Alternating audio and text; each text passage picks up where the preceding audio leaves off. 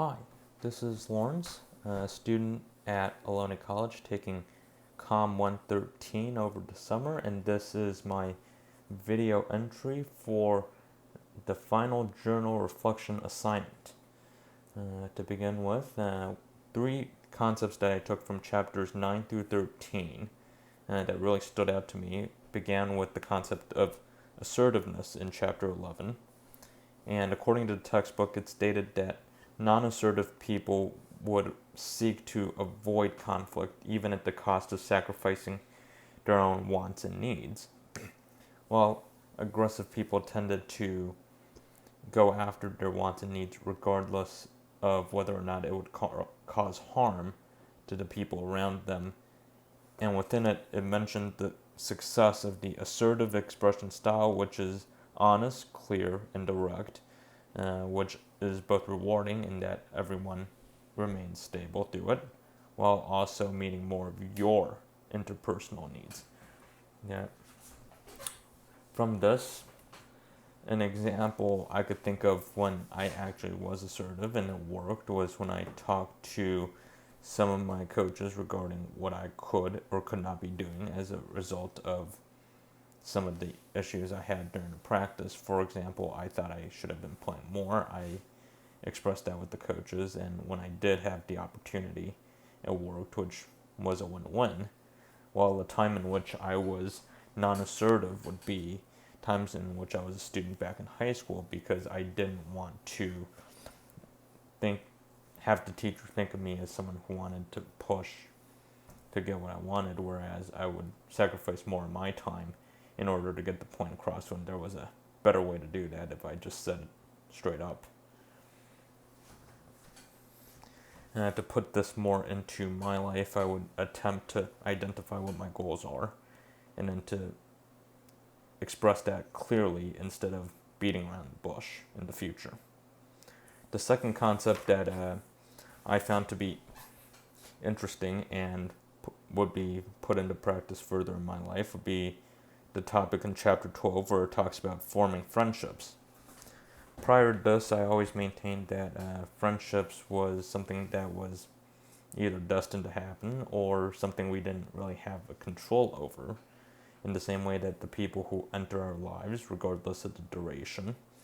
has a way to influence us when that wasn't fully true, and that from the textbook I learned that we come into contact with different people daily, and most of them, unfortunately, we will never see again. However, while those relationships remain superficial, we get to make the decision about who we choose to know better and become acquaintances with them. With acquaintances, over time, we tend to drift away, and yet some of those acquaintances will become long-lasting friendships or romantic relationships characterized by our closeness. I took an example of this would be through some of the friends I have in real life, being people that I met when I pushed myself out of my comfort zone, because when I was with baseball and with my teammates or in taekwondo or going about school, the people I came into contact with was indeed out of my control. But when I chose to actively use social media to outreach to people who would also be attending the University of Washington with me,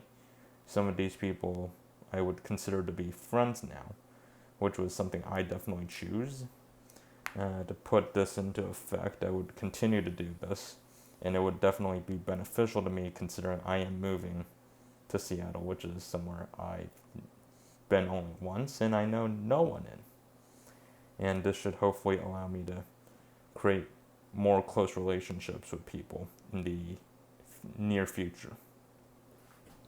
The third concept that appealed to me was tacit attractiveness, which is also in chapter 12, and it is a concept that if we enjoy working with someone, we are more likely to keep in contact with them, which will determine if because we want their company. According to the concept, it states that this occurs when we believe someone is good at what they do, and being around them makes us better because they tend to elevate given their knowledge.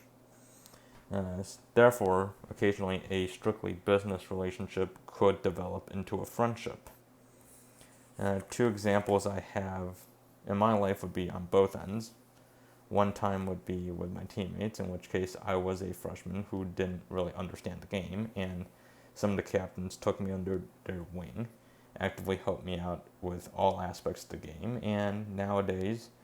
we still talk on a weekly basis. The second example would be when I was a library assistant and I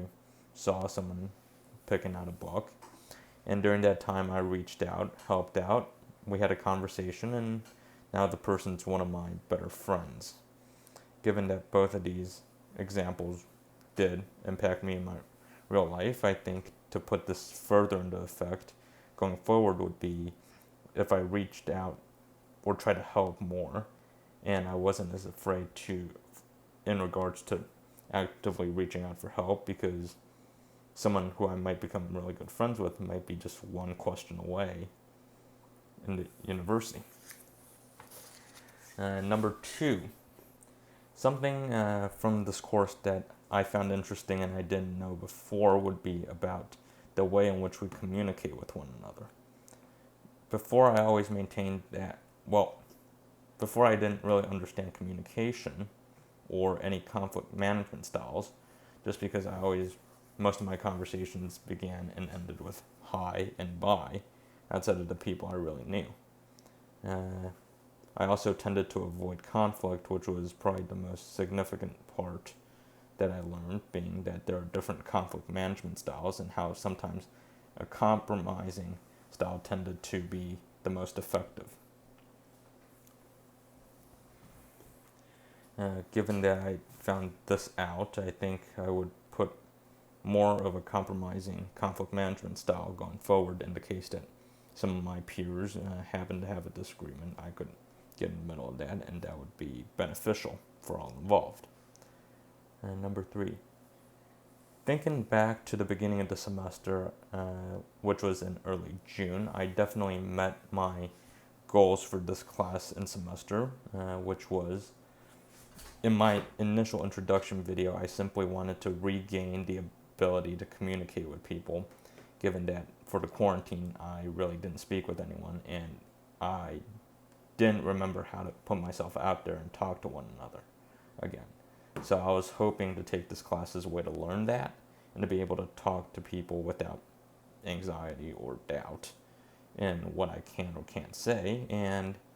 given the length of the video and some of the topics that we delved into in class, I would definitely believe that I reached my goal that I set out for the class. One tip that I would give to a future student taking the class would be to set alerts, just because we had 2 classes, I believe, that were canceled throughout this semester, and as a result, it caused me to lose track of the deadlines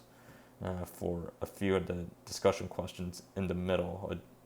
of the semester, which was late June, early July, which caused a lot of grief. And finally, some last thoughts I would like to share about my experience in the course is that it was a very positive experience, characterized by meeting some of the most energetic people I know, and some of them are now friends. For example, Julian, who carried a lot of energy in a really good way that was positive and lifted everyone's spirit up. I also believe that if we could have interacted with more of my peers, I could have gotten to know them better, and who knows what could have happened. Some class activities that I enjoyed would be the I am therefore assignment, and when we broadcasted that out, because that was the moment where it clicked for me, just because in that moment we shared something that was innately personal, and in a space that really didn't judge, it made us all more comfortable to continue to be ourselves and share more of what we believed instead of holding everything back, which later eventually tied into the being more assertive. Overall, I thought that this was a great experience, a class that I would definitely take again. I also had a bunch of great conversations with the TA, who was tremendously friendly and someone I'll talk to again. either way, thank you for teaching me. And it was a fun ride.